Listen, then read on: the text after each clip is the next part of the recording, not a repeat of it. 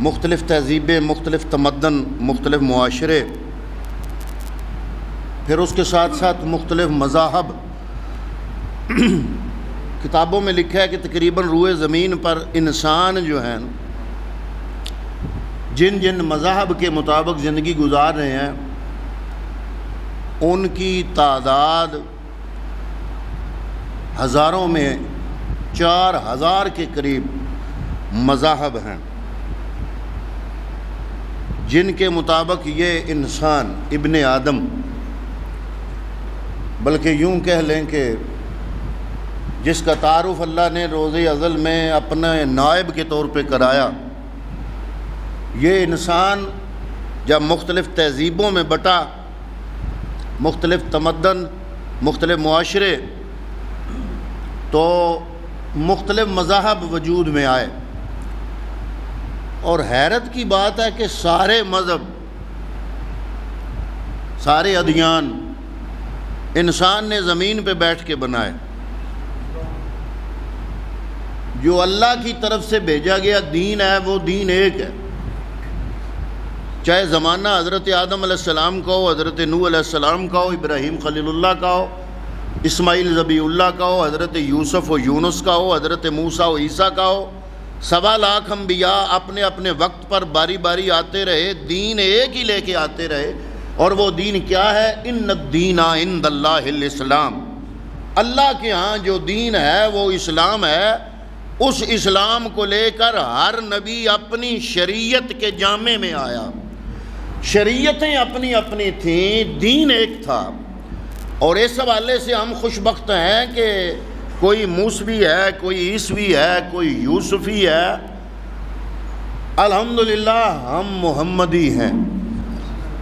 میں وہ تقسیم کی بات نہیں کر رہا جو آج کل ہمارے اشتہاروں میں آتی ہے، یا ہمارے اذہان میں موجود ہے، یا ہمارے معاشرے میں جن کا نام لیا جاتا ہے، فرقہ پرستی، فرقہ بازی، جماعتی تقسیم۔ میں اس تقسیم کی بات نہیں کر رہا، میں اس تقسیم کی بات کر رہا ہوں جو آفاقی تقسیم ہے، کہ 4000 مذاہب دنیا پہ، زمین پہ بیٹھ کے انسان نے بنائے، اور ایک دین رب العرش نے عرش سے نازل فرمایا، اور اس دین کا نام ہے دین اسلام۔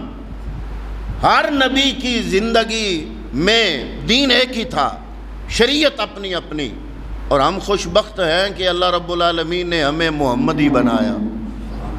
آپ چاہے تاجدار مدینہ میں نماز پڑھیں، یا مسجد ابو ہریرہ میں نماز پڑھیں، یا مسجد محمدی میں نماز پڑھیں، چاہے جماعت کوئی بھی ہو، فرقہ کوئی بھی ہو، آپ محمدی ہیں۔ اور میں کہتا ہوں کہ جب سے ہم یہ اپنی شناخت بھول گئے تو کفر جو ہے وہ پہلے ہی ہمارے مقابلے میں تھا، وہ اور تیز ہو گیا۔ تو گزارش کرنے کا مطلب یہ ہے کہ جتنے مذاہب اور ادیان ہیں، میری آج کی گفتگو کا عنوان ہے کہ تمام تہذیب، جتنی بھی تہذیبیں ہیں، تمام تہذیبوں پر اسلام کے اثرات اور احسانات وہ کیا ہیں، وہ آج میں نے آپ کے سامنے مختصر سی گفتگو کرنے کے لیے چند ایک میں نے نوٹ کیے ہیں بے شمار، لیکن جو میں نے نوٹ کیے وہ 10 کے قریب بڑے بڑے احسانات اور اثرات ہیں جو اسلام نے مختلف تہذیبوں پر فرمائے۔ ان میں سے پہلا جو اثر یا احسان کیا وہ ہے عقیدہ توحید۔ اسلام سے پہلے کوئی درختوں کی پوجا کر رہا ہے، کوئی دریاؤں کو خدا بنا بیٹھا ہے، کوئی سمندروں کو اپنا دیوتا بنا کے بیٹھا ہے، کوئی سورج، چاند اور ستاروں کی پوجا میں مصروف ہے، کسی کے لیے شیر خدا ہے، کسی کے لیے سانپ خدا ہے، انسان جس سے متاثر ہوا اس کی پوجا شروع کر دی، کسی کے لیے چیتا خدا ہے، اور کسی کے لیے گائے خدا کا درجہ رکھتی ہے۔ اور بڑے شرم سے یہ جملہ میں بولنے لگا ہوں کہ ہماری اس روئے ارض پر ایک قوم ایسی بھی تھی جس نے شرمگاہ انسان کی، اس کا بت بنایا اور اس کی بھی پوجا شروع کر دی۔ یہ کتنی شرم والی بات ہے۔ تو یہ ہم سے تھوڑا ہی عرصہ پہلے جو ہمارا ملک جدا ہوا جس ملک سے، اس ایک ملک میں 33 کروڑ خدا تھے۔ لکھنے والوں نے لکھا باقاعدہ، ہر گھر میں ایک اپنا ان کا خدا۔ 33 کروڑ جو خدا تھے وہ ہندوؤں کے دیوتا تھے۔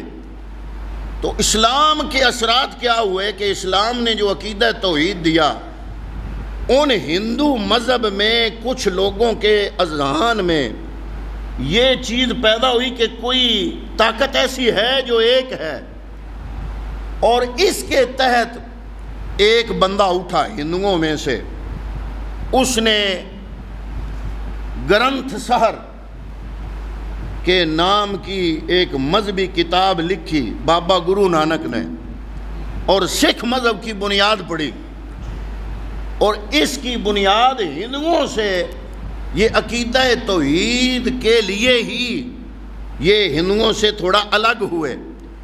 تو اللہ رب العالمین نے جو دین ہمیں عطا کیا، اس کا جو پہلا اثر یا احسان تمام تہذیبوں پر ہے۔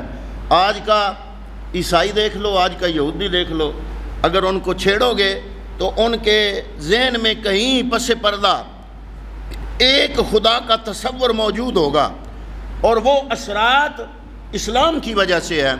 للہ ما فی السماوات و ما فی الارض، اللہ رب العالمین نے فرمایا کہ اے انسان، میں خالق ہوں تیرا، اور جن کی تو پرستش کر رہا ہے وہ مخلوق ہے تیری، تو ان کا خالق ہے۔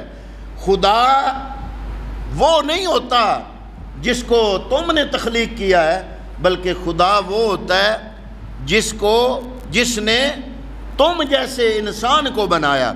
تو یہ تھا پہلا اثر۔ دوسرا اثر اسلام نے جو مختلف تہذیبوں پر فرمایا وہ ہے وحدت انسانی اور مساوات کا نظریہ۔ یعنی انسان نے جب سے یہ تہذیب و تمدن میں آیا، تہذیبیں مختلف بنی، تو یہ کہا جاتا تھا، فرعونی کہتے تھے کہ ہم سورج دیوتا کے مظہر ہیں، اپنے آپ کو کہتے تھے۔ ایران کا کسرا کہتا تھا کہ ہماری رگوں میں خدا کا خون دوڑ رہا ہے۔ ایران کا کسرا کہتا تھا کہ ہماری رگوں میں خدا کا خون دوڑ رہا ہے۔ اور جو قوم ابھی 75 سال پہلے آپ سے الگ ہوئی، انہوں نے 4 طبقے بنائے ہوئے تھے۔ ایک برہمن تھا، وہ بہرحال قابل عزت تھے، چاہے وہ عیاش ہوں، چاہے وہ زناکار ہوں، چاہے وہ شراب نوش ہوں، جو بھی گناہ وہ کرے چھپ کے کریں، لیکن چونکہ وہ برہمن ہیں اس لیے قابل عزت ہیں۔ چاہے ہم قبر پرستی کریں، قبر فروشی کریں، چاہے ہم یہ مرغے لڑائیں، چاہے ہم میلوں ٹھیلوں کی صورت میں عوام الناس سے پیسے بٹوریں، لیکن چونکہ ہمارا پس منظر ہے ایک خاندانی، یہ جو اثر ہے یہ ان ہندوؤں سے ہی ہے۔ لیکن اللہ رب العالمین نے قرآن مجید میں فرمایا، جو آیا طیبہ میں نے آپ کے سامنے پڑھی، یا ایھا الناس، اے تمام انسانیت، انا خلقناکم من ذکر و انثی، میں نے ایک مذکر اور ایک مؤنث سے تم کو پیدا کیا، وجعلناکم شعوبا، میں رب العزت نے تمہارے مختلف خاندان اور قبیلے بنائے، وقبائل، اور مختلف قبائل بنائے، لتعارفوا، تاکہ تم ایک دوسرے کو پہچان سکو۔ یا اللہ ہم میں سے عزت والا کون ہے؟ فرمایا ان اکرمکم عند اللہ اتقاکم، اگر اپنے سر پر جو مزدوری کی ٹوکری رکھ کے سارا دن مزدوری کرنے والا ایک انسان ہو، چاہے کسی ملک کا صدر ہو، میں رب العالمین کی بارگاہ میں عزت کا جو معیار اور کسوٹی ہے وہ دونوں کے لیے ایک ہے۔ چاہے کوئی پروفیسر ہے، چاہے کوئی طالب علم ہے، کوئی امام ہے یا مقتدی ہے، کوئی پیر ہے یا کوئی مرید ہے، اللہ رب العالمین فرما رہا ہے چاہے کوئی غریب ہے، چاہے کوئی امیر ہے، چاہے کوئی رعایا ہے، چاہے کوئی کسی ملک کا صدر یا بادشاہ ہے، لیکن رب کی بارگاہ میں جو عزت اور افتخار کا جو معیار اور کسوٹی ہے وہ میرے رب نے قرآن میں جو دی وہ ایک ہے، اور وہ کیا ہے؟ فرمایا ان اکرمکم عند اللہ اتقاکم، تمہارے اندر جتنی جتنی پاکیزگی آتی جائے گی اللہ رب العزت کے ہاں تمہارا مقام اتنا بلند ہوتا جائے گا۔ تو پتہ چلا بات ہے انسانیت کو نکھارنے کی بات ہے اصل میں۔ ہم بن گئے صرف جو ہے نا وہ دکھانے کے اور کھانے کے، اور ہماری ایک پہچان جو مشہوری کے لیے ہے وہ الگ ہوتی ہے۔ اندر کا انسان، وہ کسی نے بڑا خوبصورت جملہ بولا، اس نے کہا کہ کسی بندے کو اگر آپ نے دیکھنا ہے نا وہ کیسا ہے تو جلوت نہ دیکھو، خلوت دیکھو۔ جس بندے کی تنہائی پاک ہے وہ تقوی والا ہے۔ آپ تنہائی میں اپنا، آپ تو یہ جو پلاسٹک کی پھٹی ہے اس نے بڑا واضح کر دیا ہے۔ آپ کسی بندے کا موبائل لے کے چیک کر سکتے ہیں کہ تقوی والا ہے کہ نہیں ہے۔ ہم تنہائی میں اس پلاسٹک کی پھٹی سے جو دیکھتے ہیں وہ ہمارے اندر کی آواز ہے، اور ہم کیسے ہیں؟ اللہ فرماتا ہے لوگ چہرے دیکھتے ہیں۔ ان اللہ لا ينظر الى صورکم ولا الى اعمالکم ولکن ينظر الى قلوبکم ونیاتکم۔ اللہ رب العالمین نہ چہرے دیکھتا ہے نہ عمل دیکھتا ہے، رب العالمین تمہاری نیتیں دیکھتا ہے، رب العالمین تمہارے دل دیکھتا ہے۔ تو فرمایا یا ایھا الناس، پہلی بات تو بڑی قابل غور ہے کہ کسی دنیا کے مذہب نے انسانوں کو ایسے بلایا نہیں جیسے میرے دین نے بلایا، اور ایک بار نہیں کئی بار، یا ایھا الناس، اے انسانوں۔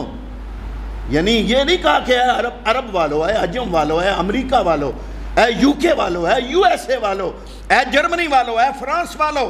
یہ تقسیم علاقائی جغرافیائی تقسیم کی ہی نہیں۔ فرمایا یا ایھا الناس، اے تمام انسانیت، انا خلقناکم، ہم نے تم کو پیدا کیا، من ذکر و انثی، ایک مذکر اور ایک مؤنث سے، وجعلناکم شعوبا، ہم نے شعوب بنائے تمہارے، وقبائل، قبیلے بھی بنائے، خاندان بھی بنائے۔ یہ بٹ صاحب ہیں، یہ چودھری صاحب ہیں، یہ جناب وڈائچ صاحب ہیں، یہ ارائیں صاحب ہیں، یہ گوندل صاحب ہیں، یہ فلان صاحب، یہ فلان صاحب۔ یہ کس لیے؟ یہ اونچا نیچا دکھانے کے لیے نہیں، یہ تمہارے تعارف کے لیے۔ یا اللہ عزت والا کون؟ فرمایا ان اکرمکم عند اللہ اتقاکم، چاہے تم کمی ہو چاہے چودھری ہو، اگر دل میں پاکیزگی ہے تو تمہارے جیسا کوئی بھی نہیں۔ والشمس وضحاها والقمر اذا تلاها والنهار اذا جلاها والليل اذا يغشاها والسماء وما بناها والارض وما طحاها ونفس وما سواها فالهمها فجورها وتقواها۔ یہ 11 قسمیں اٹھائیں رب العزت نے۔ فرمایا مجھے سورج کی قسم، اس کی روشنی کی قسم، چاند کی قسم جو سورج کے پیچھے پیچھے چلا آتا ہے، مجھے اس کے چلے آنے کی قسم، والشمس وضحاها والقمر اذا تلاها والنهار اذا جلاها، مجھے دن کی قسم، اس کی روشنی کی قسم، مجھے رات کی قسم، اس کی تاریکی کی قسم، والسماء وما بناها، آسمان کی قسم، اس کی بناوٹ کی قسم، والارض وما طحاها، زمین کی قسم، اس کے فرش ہونے کی قسم، ونفس وما سواها فالهمها فجورها۔ تم میں 2 طاقتیں تھی، ایک مثبت تھی ایک منفی تھی، ایک نفس کی طاقت تھی ایک روح کی طاقت تھی۔ جب ہوا مقابلہ تو نفس کی طاقت جو ہے وہ شکست کھا گئی اور روح کی طاقت بازی لے گئی، اور تم نے پلٹا کھایا۔ تم گناہوں کے رستے سے پلٹا کھا کے اللہ رب العالمین کے رستے کی طرف، نیکی کے رستے پہ آئے۔ میں رب العزت کو تمہارے اس پلٹا کھانے کی قسم۔ یہ 11 قسمیں اٹھائیں اللہ نے۔ یا اللہ جواب قسم کیا ہے؟ ایک جملہ ہوتا ہے عربی گرامر میں قسمیہ، اس سے اگلا جملہ جواب قسم ہوتا ہے گرامر کی روح سے۔ یہاں پہ 11 کے 11 جملے قسمیہ، جواب قسم ابھی نہیں آ رہا۔ یا اللہ بتانا کیا چاہتا ہے؟ 11 قسمیں اٹھا کے اللہ نے فرمایا قد افلح من زکاہا، تم میں وہ کامیاب ہو گیا جو پاک ہو گیا، جس نے تزکیہ کر لیا، جس نے اپنے من میں پاکیزگی پیدا کر لی۔ تو حضرات محترم، اسلام نے جو وحدت انسانی اور مساوات کا جو نظریہ دیا، ایک تہذیب نہیں تمام تہذیبوں کو، اور ان پر جو اثرات مرتب کیے، یہ آپ کی اقوام متحدہ 1945 میں بنی۔ کچھ لوگ یہ سمجھتے ہیں کہ حقوق انسانی کا جو چارٹر ہے وہ سب سے پہلے اقوام متحدہ نے پیش کیا. بھائی نہیں جناب، اے میرے پیارے، یہ یونائٹڈ نیشن 1945 میں مارز وجود میں آئی، اور اس نے جو پہلا چارٹر پیش کیا وہ تھا واقعی انسانی حقوق کا. لیکن اگر یہ اپنے چارٹر میں سچے ہوتے تو 1967 میں، بلکہ 65 میں، یہ نیلسن منڈیلا اور اس کے حواری، اس نے کون سی جنگ لڑی اپنی قوم کے خلاف؟ یہی مطالبہ تھا اس کا کہ میں اور آپ برابر ہو. اس کو 27 سال جیل کیوں گزارنے پڑے؟ دعویٰ اس کا یہ تھا کہ وحدت انسانی اور مساوات کا نعرہ تھا اس کا، کہ سارے انسان برابر اور انسان ایک ہے، وحدت انسانی ہے. تو یہ تھا اس کا نعرہ. آج سے کچھ عرصہ پہلے امریکہ کے اندر جن ہسپتالوں میں گورے علاج کراتے تھے، کالے نہیں کرا سکتے تھے. یہ دور کی بات نہیں ہے، ابھی یہ 40-50 سال پہلے کی بات ہے. اور جو چارٹر اقوام متحدہ نے پیش کیا، اقوام متحدہ تو بنا ہی 1945 میں، وہ چارٹر ایک ہستی 14 صدیاں پہلے پیش کر گئی، جب حجۃ الوداع کے موقع پہ اس مصطفیٰ کریم نے فرمایا آج سے کسی گورے کو کسی کالے پر کوئی برتری نہیں، کسی عربی کو کسی اجمی پر کوئی برتری نہیں.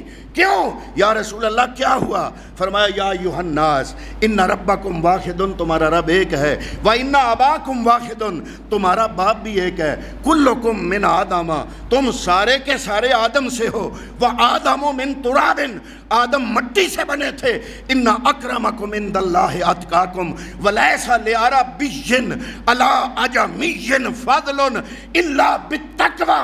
کسی عربی کو کسی اجمی پر کوئی فضیلت نہیں سوائے تقوی کے. نیلسن منڈیلا کو تو آج تم لوگوں نے 27 سال یعنی 10,000 دن جیل کر دی، لیکن میرے محمد عربی نے یہی نعرہ اور یہی چارٹر جو انسانی مساوات کا تھا 14 صدیاں پہلے جب پیش کیا تو اس کا رزلٹ پتہ کیا نکلا؟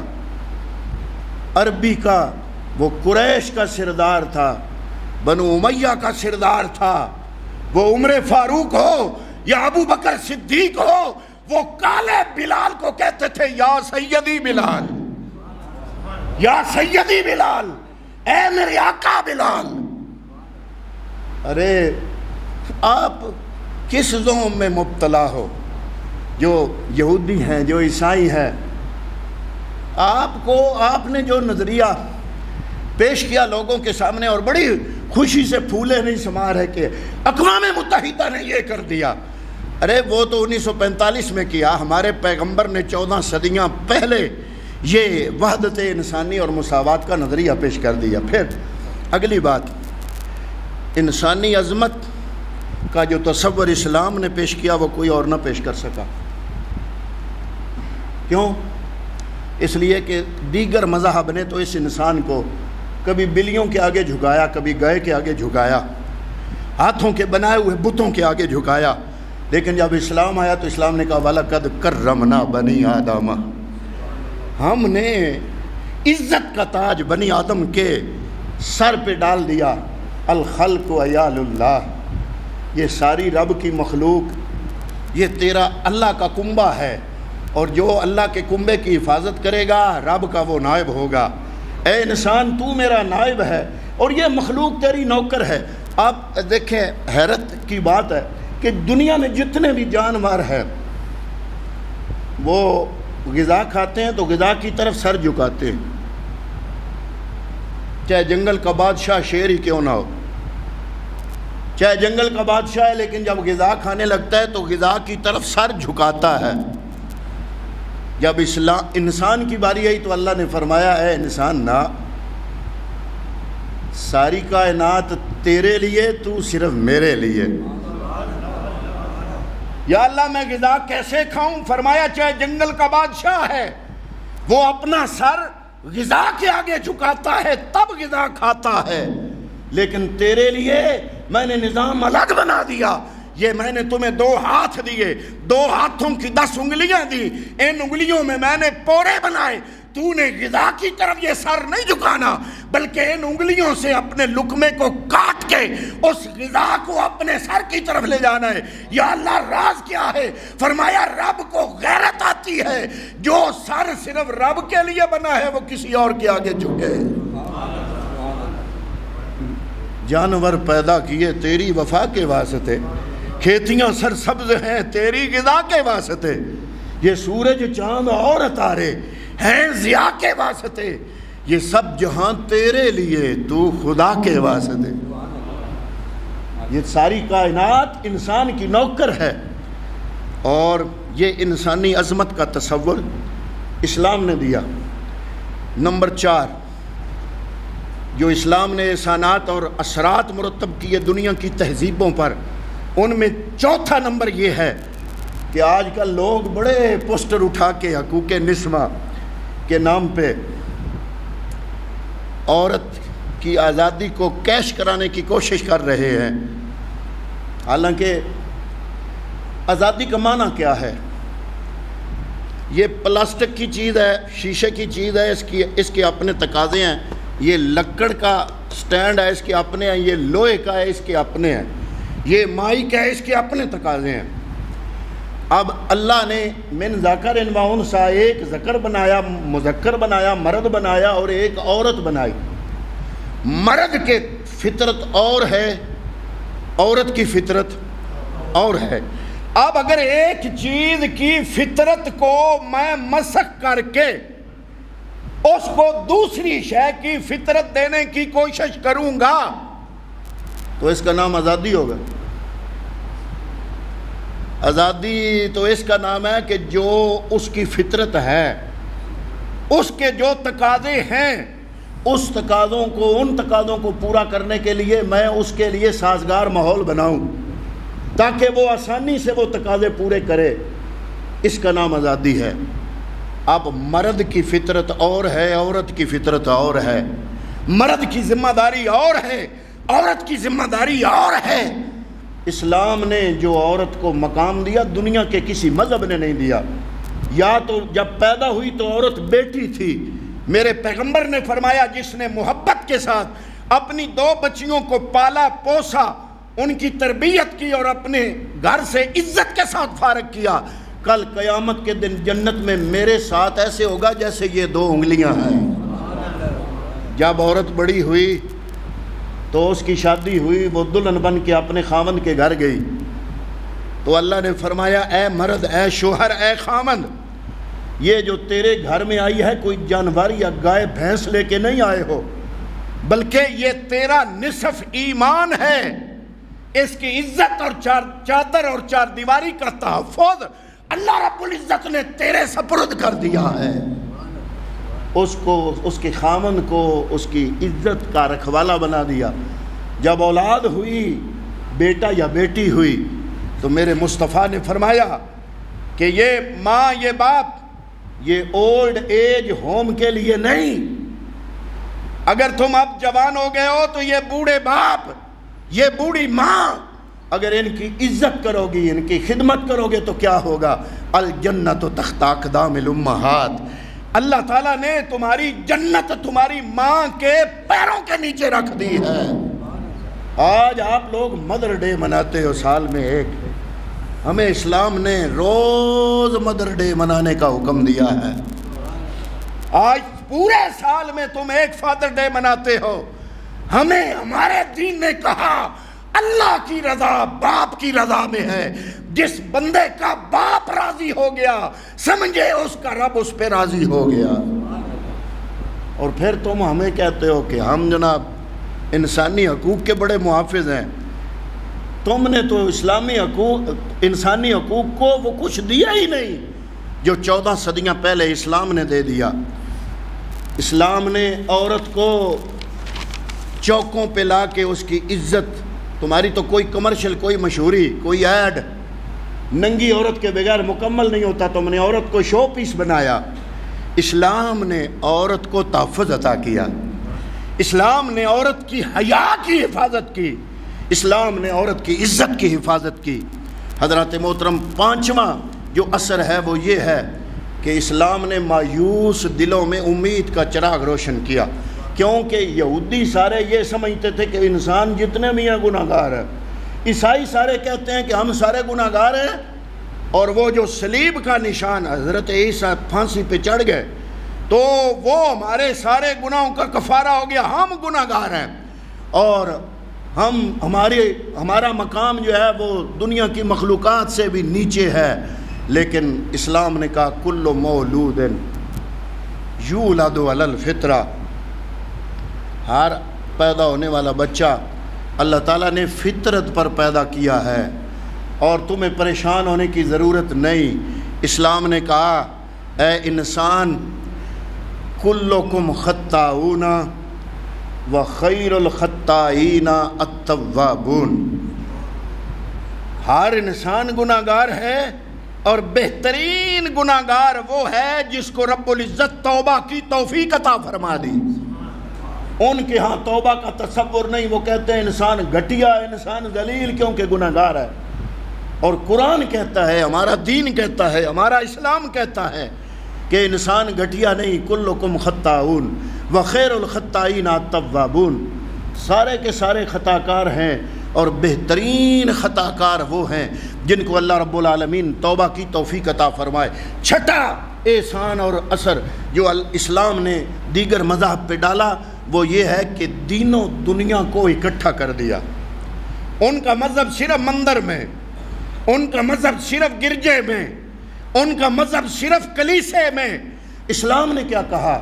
اسلام نے کہا اگر تم دکانداری کرتے ہو، اگر اللہ کے حکم کے مطابق کرتے ہو تو وہ دکان بھی ہے، عبادت گاہ بھی ہے۔